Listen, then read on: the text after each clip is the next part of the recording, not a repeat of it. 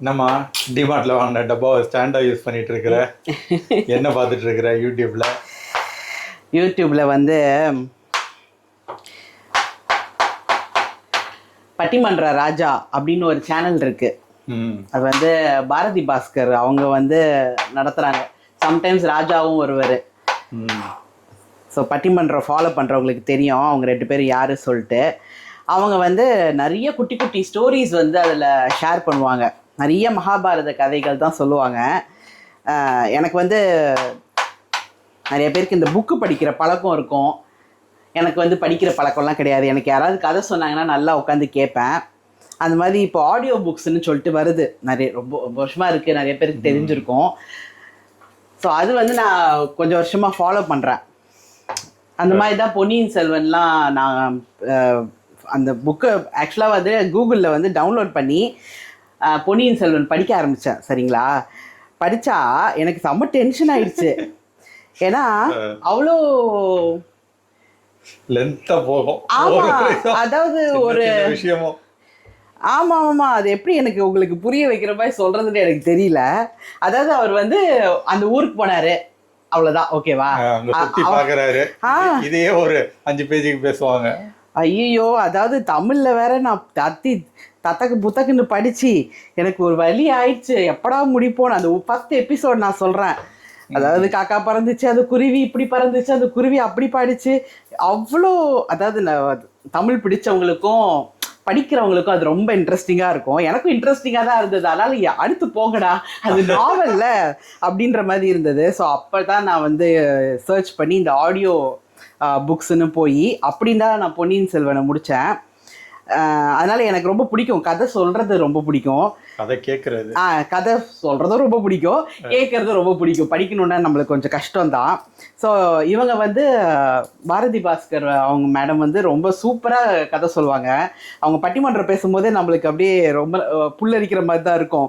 விழுந்து விழுந்தெல்லாம் சிரிப்போம். ஸோ அவங்களோட ஸ்டோரிஸ் வந்து ஒன்றுமே ரொம்ப அந்த முகம் அவங்களோட ஃபேஸ் ரியாக்ஷனோட பார்க்குறச்ச ஒன்றுமே ரொம்ப நல்லாயிருக்கும். அவங்க வந்து இப்போது வந்து சிவகாமி சபதம் அது ஆரம்பிச்சிருக்கிறாங்க. அது ஒரு பெரிய நாவல். அது இப்போ தான் அது எபிசோட் 2 ஆரம்பிச்சிருக்காங்க. ஓகே, ஸோ அதை தான் சொல்ல வந்தேன்.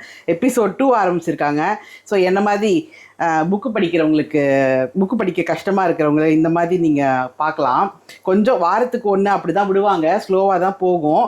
பட் வந்து கேட்கறச்ச நம்மளுக்கு நல்லாயிருக்கும், கனெக்டாகவே இருக்கலாம் கடைசி வரைக்கும்.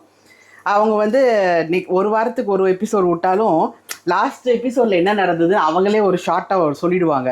ஸோ எனக்கு ரொம்ப பிடிக்கும். நான் இப்போ அவங்கள தான் அந்த ஸ்டோரியை இப்போ நான் ஃபாலோ பண்ணிகிட்டு இருக்கிறேன். கிச்சனில் சமைக்கும் போதெல்லாம் ஸ்டோரி கேட்டுகிட்டே தான் சமைக்கிறியா? ஆமாம், எனக்கு வந்து நான் சொல்லியிருக்கேன் முன்னாடியே, எனக்கு ஏதாவது ஒன்று ஓடணும், இல்லைனா மண்டையில் ஏதாவது ஓடிட்டுருக்கோம்.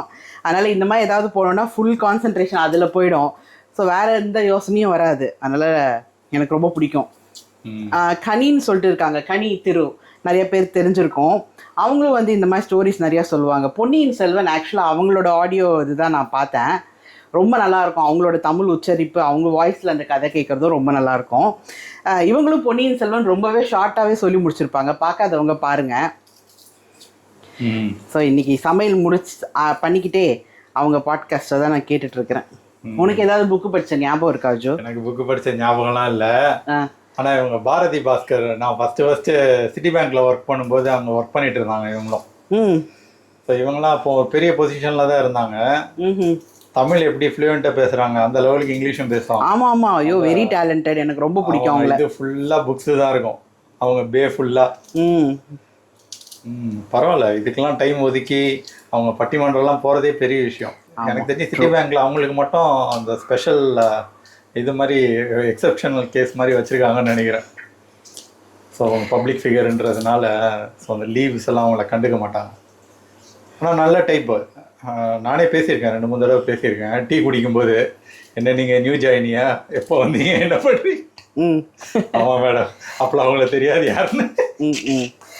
எனக்கும் அவங்கள ரொம்ப பிடிக்கும். அவங்களோட அந்த அதான் அஜு சொன்ன மாதிரி அவங்களோட உச்சரிப்பு அவ்வளோ நல்லா இருக்கும். இப்போ வந்து ஃபேஸ் எக்ஸ்பிரஷனும் ரொம்ப நல்லா இருக்கு பார்க்கறச்ச. நீங்கள் அப்பப்போ பார்த்து இப்படி நீங்கள் ஃபோன் ஏதாவது ஸ்டாண்டு மாதிரி வச்சு இப்போ அப்பப்போ பார்த்து நீங்கள் பண்ணுறச்ச நல்லா தான் இருக்கும்.